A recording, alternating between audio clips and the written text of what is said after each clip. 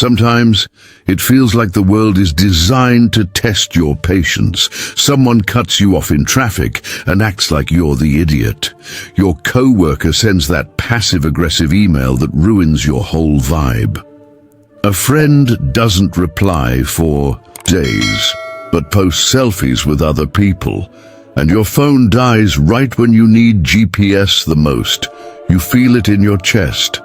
That heat, that sting, anger, frustration, that burning feeling like someone just reached into your brain and flicked a nerve. Let's be honest, most of us have been there. Probably this week, you try to let things go. You try to stay chill. But the little things, they pile up, and suddenly it's not just the rude comment or the delay or the eye roll, it's everything. All at once. But here's the thing most people don't realize. Getting angry doesn't change a single thing. It doesn't change the traffic. It doesn't make people treat you better. It doesn't undo the situation. All it does is poison you from the inside. It robs you of your peace. It hijacks your thoughts. It makes them win. The people who annoyed you in the first place. But what if I told you there's a way to build a mental fortress, not a fake smile or toxic positivity, but real, grounded strength. So no matter what anyone says or does, you stay unshaken. There's a reason ancient warriors, emperors, and even modern-day leaders swear by this philosophy. Stoicism. Now wait. I know what you're thinking. Stoicism? Isn't that just pretending not to feel anything? Nope, not even close. Stoicism is about mastering your emotions instead of being mastered by them. It's not about ignoring the world. It's about moving through it with calm, courage, and clarity, even when it's unfair or chaotic. If you've ever felt exhausted from overthinking, if you've ever replayed an argument in your head 1,000 times, if you've ever wished you could just stop caring so much about what others do, then this video might be the mental reset you've been needing. Because today, we're talking about how to become emotionally bulletproof. Not cold, not numb, but strong. Before we begin, I would appreciate it if you liked the video, so you can help me continue spreading knowledge. If you haven't subscribed yet, I highly recommend you do so and activate the bell, so you don't miss any future videos on Stoicism and self-improvement. Let's begin this journey together and learn how to never get angry or bothered by anyone ever again. So, what is Stoicism really, and why are people still talking about it thousands of years later? So let's clear something up right away. Stoicism is not about becoming emotionless. It's not about pretending things don't hurt or walking around like some stone-faced monk who doesn't care about anything. That's not strength. That's denial. Real Stoicism is about choosing your response, even when your emotions are screaming at you. It's about keeping your center when everything around you is trying to throw you off balance. Let's rewind for a second. Stoicism began around 300 BC in ancient Greece. Zeno of Citium, the guy who started it all, taught that we can't always control what happens to us, but we can always control how we respond. That's the core of Stoicism, and honestly, it's timeless. Centuries later, Roman philosophers like Seneca, Epictetus, and Marcus Aurelius would carry the torch. And these weren't some soft-spoken daydreamers either. Marcus Aurelius was literally the emperor of Rome, probably had more pressure in one afternoon than most of us deal with in a year. And yet, he journaled daily about self-restraint, perspective, and staying calm in the face of nonsense. Why? Because Stoicism gave him something no one else could: mental freedom. Imagine this. You're in charge of an empire. People betray you. Wars erupt, plagues happen, and instead of losing your mind, you say things like, "You have power over." Your mind, not outside events. Realize this and you will find strength. That's not weakness, that's elite mental training. Now here's what makes Stoicism so relevant today. It doesn't require a religion. It doesn't require a belief system. It doesn't even require anyone else to change. It's about you, your mind, your habits, your perception. A Stoic isn't someone who feels nothing. It's someone who feels everything and still chooses. Peace, let me break it down with something simple. You can't stop the rain, but you can carry an umbrella. You can't control if someone gossips about you, but you can control whether you let their words ruin your mood. You can't control if your crush ignores your message, but you can control whether that becomes a story you spiral into, or just a passing moment. Stoicism is like a mental operating system that updates how you deal with life. Instead of reacting automatically, you pause, you think. You respond like someone who's been through fire and came out calm. It's the opposite of the chaos most of us live in today. We're constantly reacting, scrolling, raging, venting, snapping. And for what? What if instead you trained your mind the same way athletes train their bodies? What if your first response wasn't anger or panic, but composure? That's what we're building in this video, and trust me, you don't need to read 1,000 philosophy books to do it. You just need to understand a few powerful ideas and practice them consistently until your mind becomes a calm place to live in. Because the truth is, most of us aren't at war with the world. We're at war with our own reactions to the world, and Stoicism is how we win that war. Ready for the first tool? Let's talk about the one concept that separates people who suffer needlessly from those who walk through fire without flinching. Here's the mindset shift that changed everything for me. Control what you can, ignore what you can't. Let's talk about one of the most powerful mindset shifts in all of Stoicism. Something so simple yet so life-changing. It's called the dichotomy of control. In plain language, there are only two types of things in this world: things you can control and things you absolutely cannot. That's it. Everything else is just noise your brain invents to feel in control when it's not. But once you start living by this rule, really living it, you become way less reactive and way more calm. Let me give you an example. Let's say you're on your way to an important meeting. You hit traffic, bad traffic, you're gonna be late. Now most people, they start cursing, they get sweaty, they blame Google Maps, their blood pressure goes up, they rehearse arguments in their head. They get to the meeting, and even if they make it, their energy is off. Why? Because they tried to control something that was never theirs to control in the first place. You can't control traffic, but you can control how you respond to it. You can take a breath. You can call ahead. You can use that time to reflect or listen to something uplifting, instead of self-destructing in your own head. That's Stoicism. It's not about being chill because everything's perfect. It's about staying chill when everything's not. Think of how much energy you waste worrying about stuff that's outside your control. What people think of you, whether someone texts back, how your boss reacts to your work, what your ex is doing on social media. None of those things are yours to command, and yet they live rent-free in your mind. Imagine if all that energy was redirected toward the one thing you can control: yourself, your actions, your habits, your attitude, your choices. That's where your power lives. There's a famous quote from Epictetus, the Stoic teacher. He said, "Some Things are up to us and some things are not. And honestly, most of us live like we never got the memo. We obsess over the things we can't change and ignore the things we can.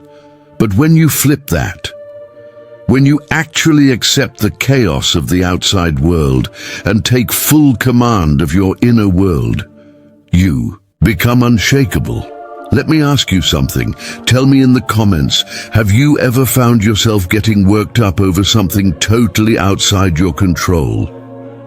Be honest, I've done it too, and the worst part is, it never helps. It doesn't make things better, it just ruins your peace. But the moment you start asking this simple question, is this within my control? Everything shifts. Someone insults you, not in your control, but whether you take it personally, that's yours. You fail at something, can't control the past, but how you grow from it, that's all you. You're ghosted or ignored or overlooked, that sucks, no doubt. But clinging to it and over-analyzing it won't bring you peace. Only acceptance will. It's not weakness. It's not giving up. It's reclaiming your mental energy for the things that actually matter. And here's where it gets deep. When you fully embrace this principle, you'll stop trying to control people too. You won't need to argue to prove a point. You won't beg people to change. You won't chase validation, because you'll realize your peace doesn't live in other people. It lives in your own decisions, your own mindset. It's honestly kind of liberating. You start doing your best and letting the rest go. You stop fighting the wind and start adjusting your sails. You stop expecting the world to play fair and start focusing on how you play. The world doesn't owe you peace, but you can still create it by refusing to waste energy on what you can't control. And once you master that, you're already ahead of 95% of people, because most people live like victims of circumstance, while Stoics, they live like captains of their soul. In the next part, we'll go even deeper into the exact way you train yourself to respond better, even when life comes at you fast. Let's talk about emotional reactivity and how to master that space between stimulus and response. Not your reactions. So let's talk about how to actually master them. Here's where the real work begins, because it's one thing to understand Stoicism, but it's another thing to actually live it, especially when life gets messy. When someone disrespects you, when you get blindsided by bad news, when you feel the anger bubbling up in your chest and all you want to do is snap, that's the moment that matters. That space between what happens and how you react, that space is where your power lives. Most people, they don't even see the space. Someone says something offensive, boom, they explode. A plan falls apart, boom, panic mode. An opinion online triggers them, boom, full meltdown. They react on autopilot, like they've handed their emotions to everyone else around them. But a Stoic takes a breath, pauses, and chooses their response. Let's be real, this isn't easy. Your brain is wired to react fast. It wants to defend, attack, escape, win. It's pure survival. But growth lives in the pause. And the good news is you can train this, just like a muscle. Let me show you how. Start with awareness. Next time something triggers you, don't speak, don't react, just notice. Say to yourself, something just activated me, but I don't have to respond yet. Even just a 3-second pause can change everything, because in that pause, your higher self kicks in. The wiser, calmer part of you. The part that isn't ruled by ego or fear. You might still feel the anger, the frustration, but you're no longer letting it drive. And trust me, nobody wins by reacting instantly. You might feel powerful for a second, but later, you regret it. the message you sent in anger, the words you said out of pride, the reaction that cost you your peace. Stoicism gives you a different path, one where power isn't in winning the argument, but in not letting it control you at all. Epictetus said something legendary, and I think about it all the time. It's not things that upset us, but our judgments about them. Think about that. It's not the thing itself, it's the story you tell yourself about it. You get cut off in traffic. You tell yourself, this jerk disrespected me on purpose. Boom, you're fuming. But what if they didn't see you? What if they were rushing to the hospital? What if it wasn't about you at all? Same event, different story, different emotion. You always have that power. Another trick, delay your reaction. Something angers you. Write about it. Go for a walk. Vent privately if you need to.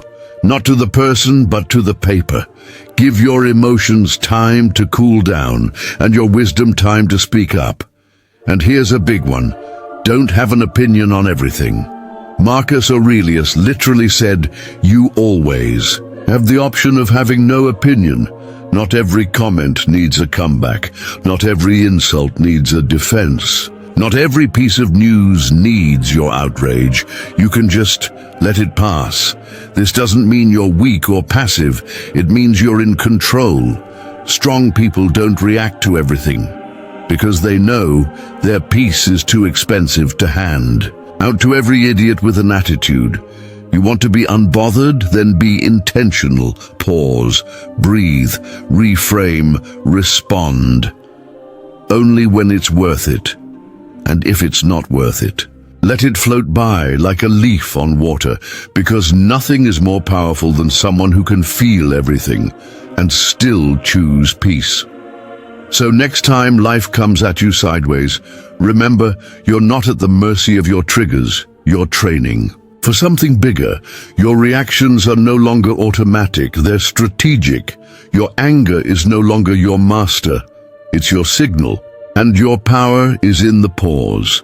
In the next section, we're going to talk about something that sneaks into your reactions and ruins everything, your ego. That little voice that always wants to be right, respected, in control. Let's talk about how to shut it up and take back control of your emotions for good. Okay, we need to talk about your ego, because it's quietly messing everything up. All right, let's talk about the sneaky little monster behind most of our anger, most of our arguments, most of our emotional outbursts. It's not other people. It's not bad luck. It's not the universe being unfair. It's your ego. That part of you that whispers, they can't treat me like that. I deserve better. How dare they not respect me? Sound familiar? We all have it, and sometimes it wears a really convincing disguise. The ego tells you it's about justice or pride or standing up for yourself, but often it's just fear dressed up like power. Here's the truth. Most of the time when you get angry, it's not because of what someone did. It's because of what it meant to your ego. You feel dismissed, disrespected, unseen, unimportant, and the ego, it hates that. It wants control. It wants to be right. It wants recognition. It wants the last word, the upper hand, the win. But Stoicism teaches you to see through that illusion, because what's the point in winning an argument if you lose your peace?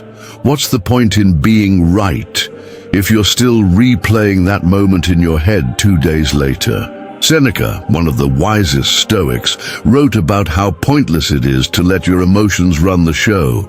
He said, "What difference does it make how much you have if you have no self-control?"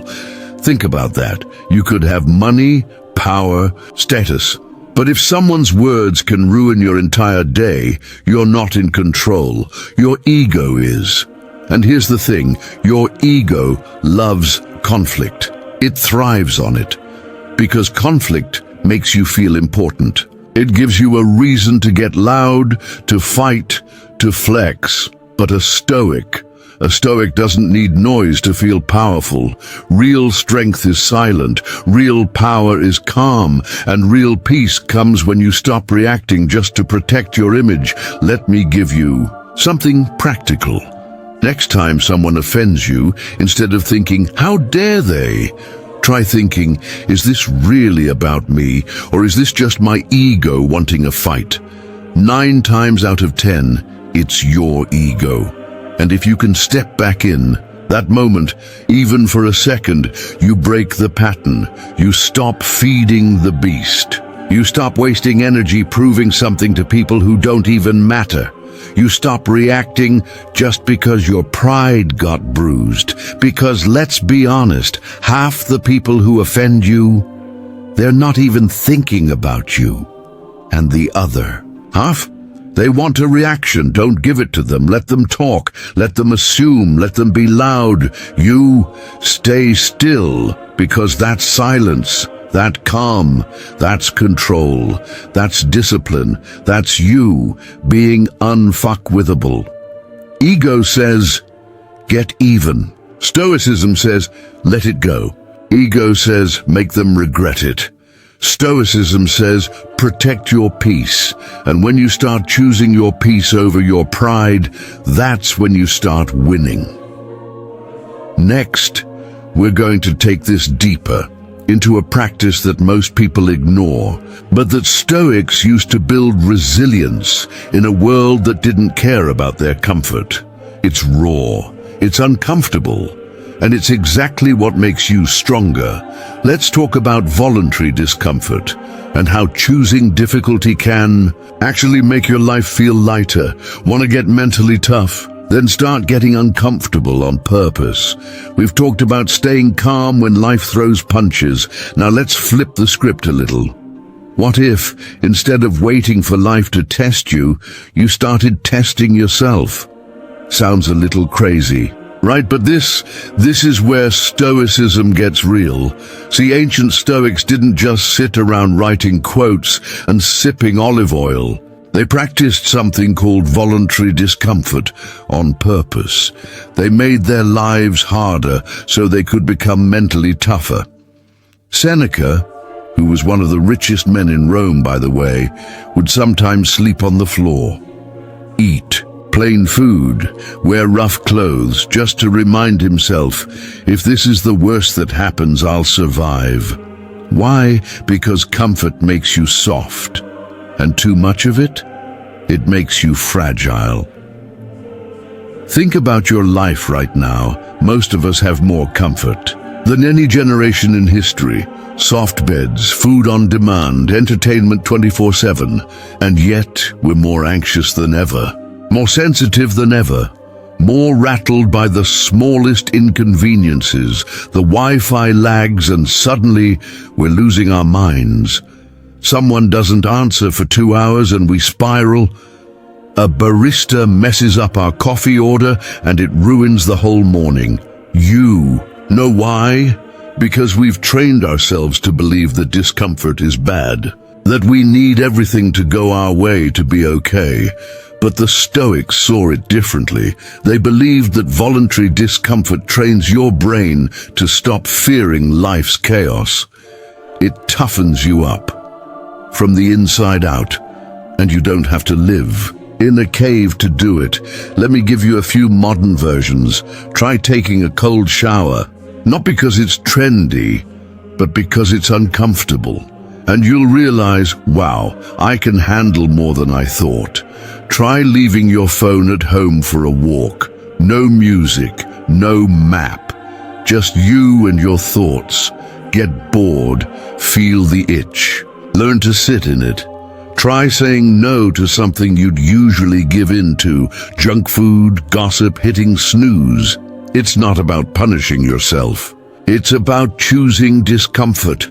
So when life brings it without your permission, you're ready. You've already been there. You've already felt it.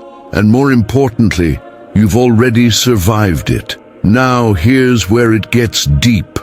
When you choose temporary discomfort, you gain long-term strength. Every time you resist the urge to quit, Every time you embrace silence over scrolling, every time you show up, even when you don't feel like it, you're rewiring your brain to be resilient. Because let's face it, life isn't always soft. People leave, jobs fall through, plans collapse, pain shows up uninvited. And when that happens, you'll be grateful you practiced. You'll be grateful you didn't shelter yourself from every little struggle. Because real growth doesn't come from staying comfortable. It comes from choosing to be uncomfortable with purpose. So try it. Not to impress anyone, not to punish yourself, but to sharpen your edge, to train your soul, to remind yourself you're stronger than your comfort zone. In the next part, we'll zoom out even further, because if discomfort teaches you how to handle the moment, perspective teaches you how to let go of what doesn't matter. And nothing gives you more perspective than this next Stoic principle.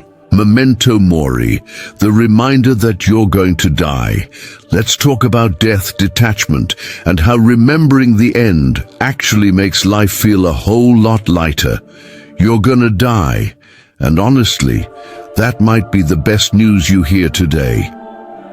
All right, it's time we talk about the big one. The one thing we all try to avoid thinking about, but the Stoics, they leaned into it. Death. Yeah, not the lightest topic, but strangely, it might be the most freeing thing you'll ever think about. See, the Stoics had a phrase they lived by, memento mori. It means, remember you will die. Now, at first glance, that sounds kind of depressing, right?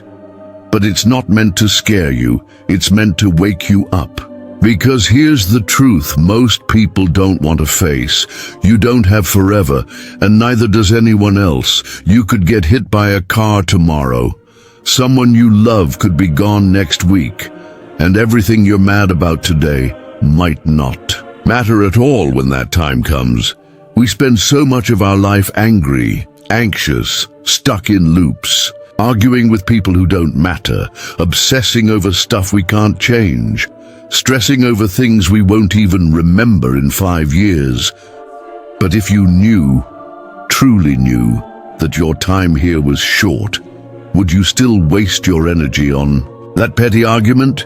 Would you still scroll for hours, comparing yourself to strangers? Would you still let someone's bad mood ruin your whole day? Probably not, because when death is real in your mind, perspective becomes automatic.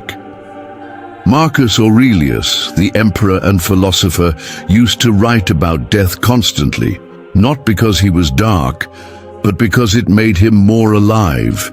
He'd remind himself, soon you will be ashes or bones, a name or maybe not even that. And you know what that does? It humbles you. It strips the nonsense away. It makes the things that used to bother you feel embarrassingly small. The rude comment? Whatever. The delayed flight? Not worth the stress. The person who ghosted you, let them go. You're not here forever. And that's not meant to make you panic. It's meant to help you focus. Focus on what actually matters. Your relationships, your peace, your character. The kind of person you become in the short time you're given.